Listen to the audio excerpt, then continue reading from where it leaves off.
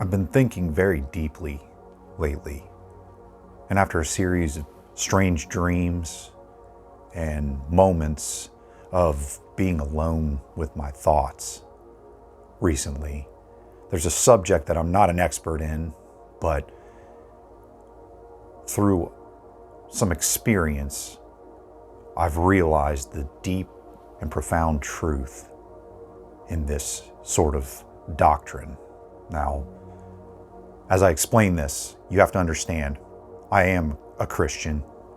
I believe Jesus Christ is the Son of God, and He's the only way to salvation.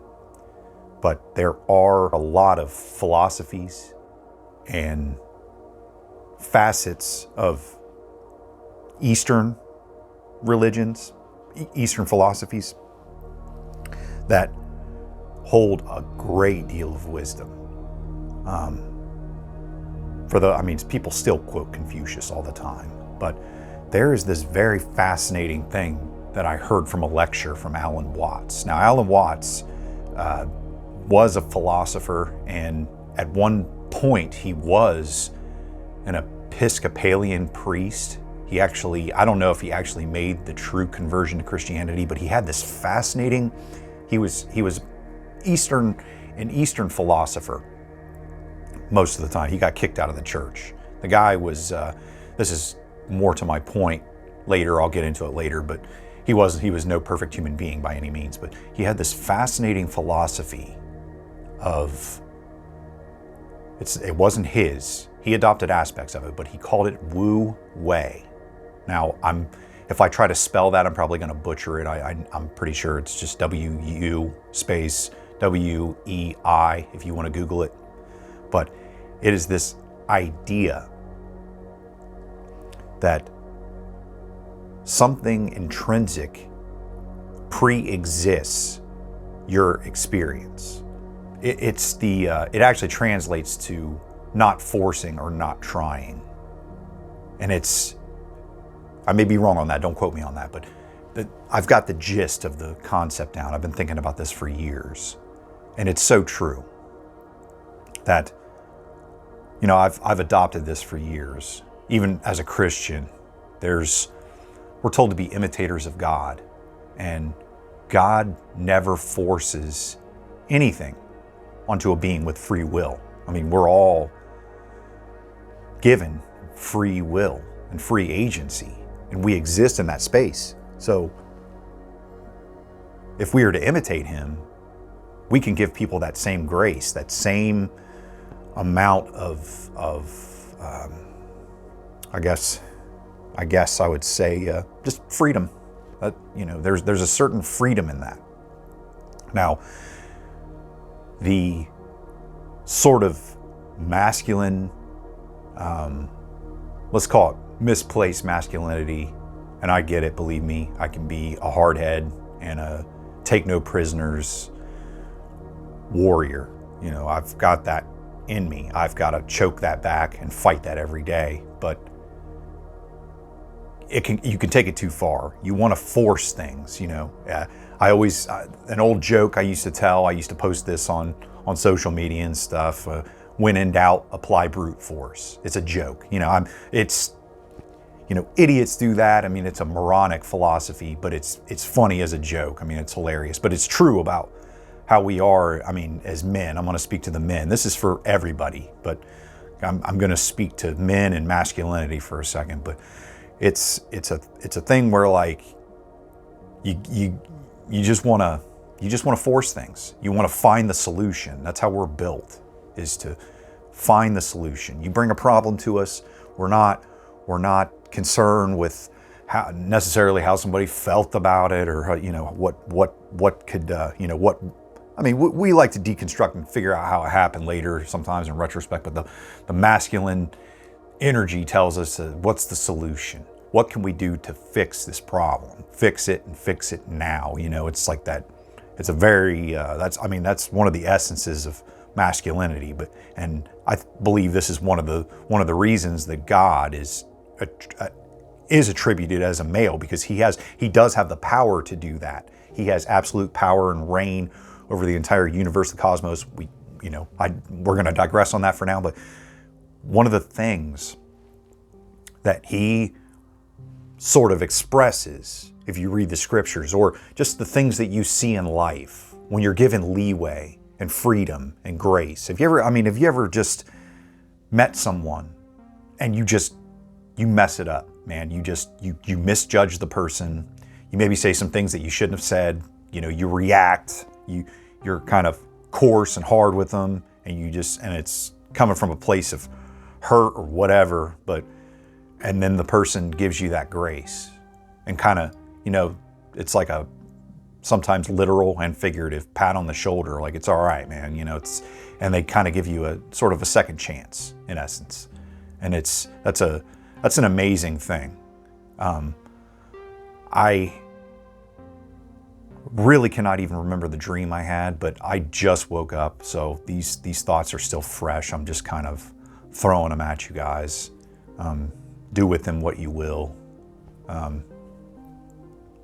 But this art of Wu Wei that Alan Watts talked about, I'm trying to remember who brought this example to my attention, but it's like in judo.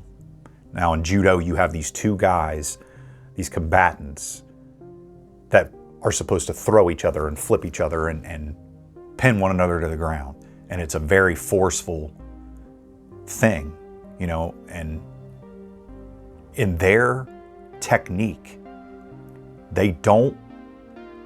it looks that way. It looks like they're grabbing their opponent, picking them off, taking them out of the direction that they wanted to go and throwing them, it looks violent, but if you look at the technique, they're actually waiting for their opponent to sort of move in with that force, and all they're doing is applying supplemental force to that and flipping their opponent.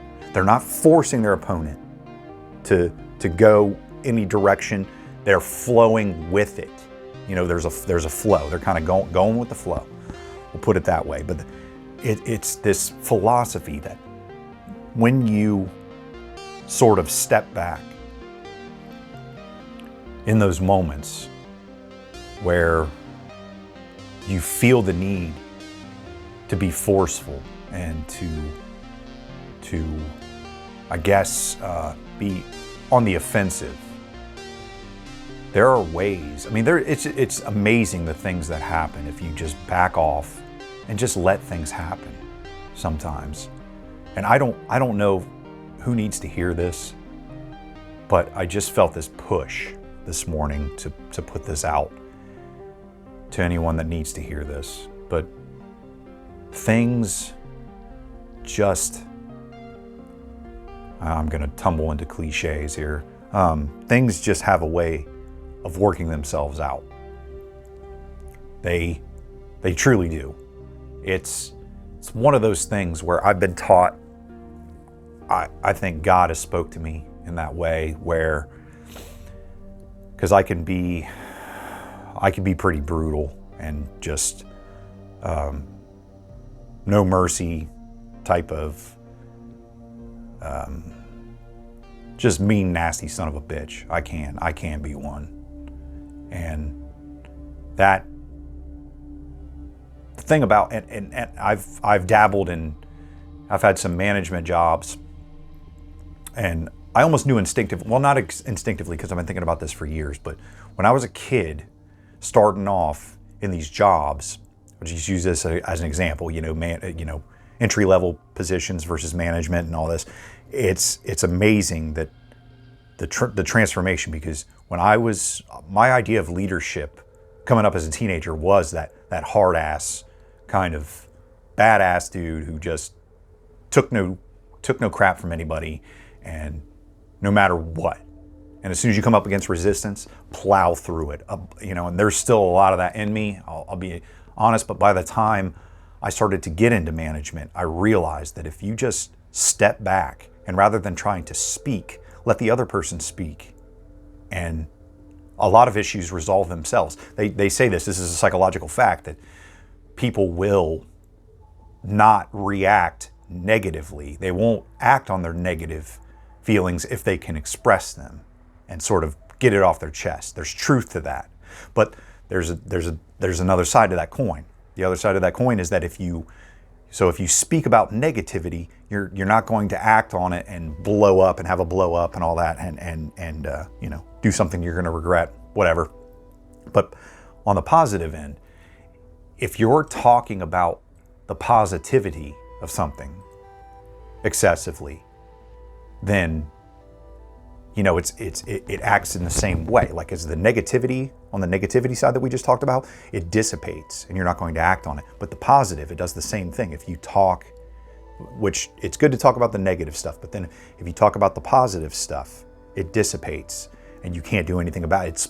You have to just act in the positive, if that makes sense. You just have to act that out rather than, but as far as like just talking to people and listening to them and having, offering an ear, it was 100 times more effective than me just closing up and being like, well, tough luck, man. Like, I don't know what to tell you. I mean, you have to be that way sometimes, but just there's situations where people just need to speak.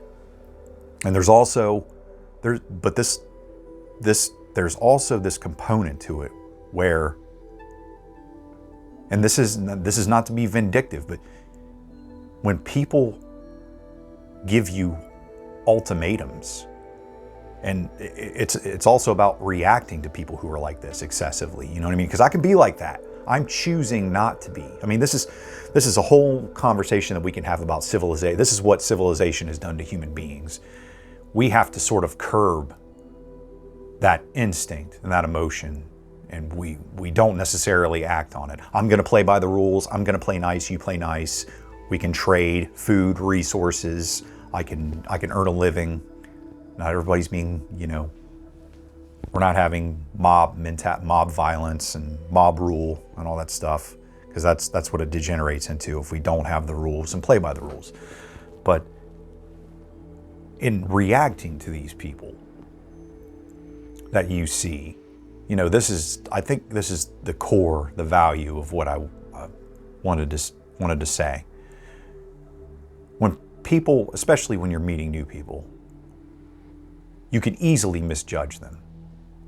And by the same token, they can easily misjudge you. So you can't take it personally, man. I mean, you have to give that grace. It saves a lot of embarrassment, sometimes regret, when you give people a little bit of leeway and try to and still value them as a person instead of turning them away. Now, it's just, you see these idiots who walk around and they're ready to just stick their middle finger up at people at the drop of a hat. Like, for what? For people they don't even know. I mean, I can react just the same. I can go to that place, It's like, why?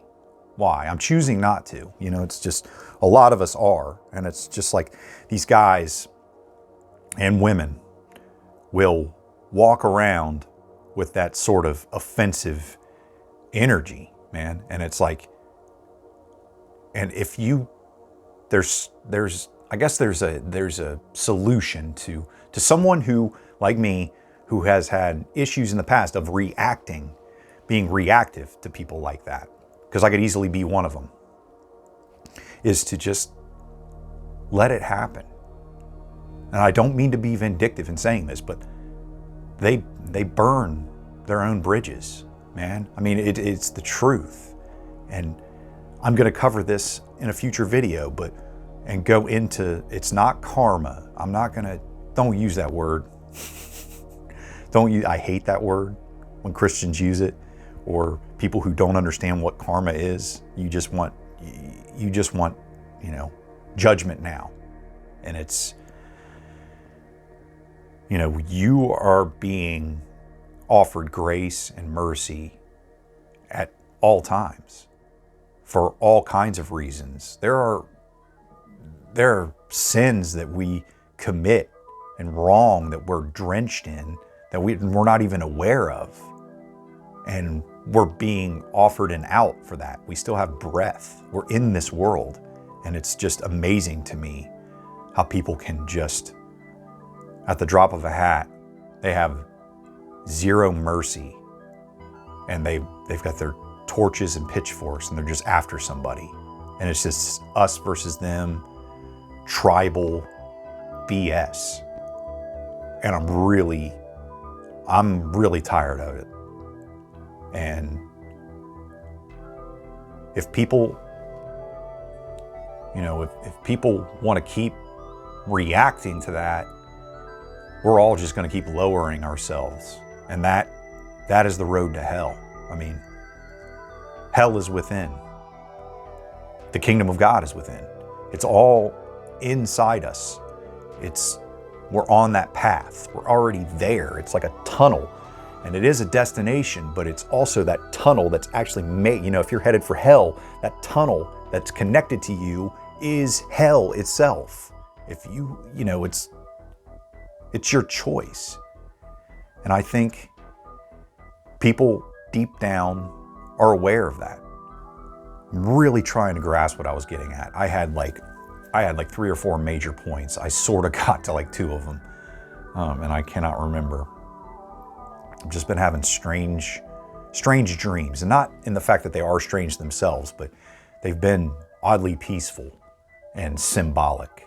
And the lessons that I'm being given are just so clear. I'll make more videos about them because I can't go off on a rabbit hole on this other stuff right now. I just want to make this one kind of short and to the point. But I just want you guys to, if you're hearing this, to just think about you have a choice. You don't have to, just because you're encountering these jerks and maniacs doesn't mean you have to sink to their level. You really don't. And we can. We have that capability. It's not, but that's the easy path. It's so easy to do that, to just degenerate and just become addicted to rage, addicted to resentment and hurt. And believe me, I have to struggle with that every day. I have to choke it back, work through it, figure my shit out and deal with it. Believe me, I'm not, but yeah, hopefully you've gotten some value out of this, and you can kind of pull out the pieces of the scattered mess that I just threw at you, because man, this is my first cup of coffee. So guys, enjoy your day. I got 2 really awesome videos that are going to be coming out probably this weekend, probably by the end of the weekend. And yeah, just tons of stuff. I've got endless lists of stuff. And if you guys have any ideas for videos, any myths, scary stories, anything, any strange philosophy, anything that you want me to discuss or talk about, theologically based, any of that, just let me know. But I will let you guys get back to it, get back to your routine, and you can stop listening to me jabber. But I will see you all in the next video, and thanks for watching.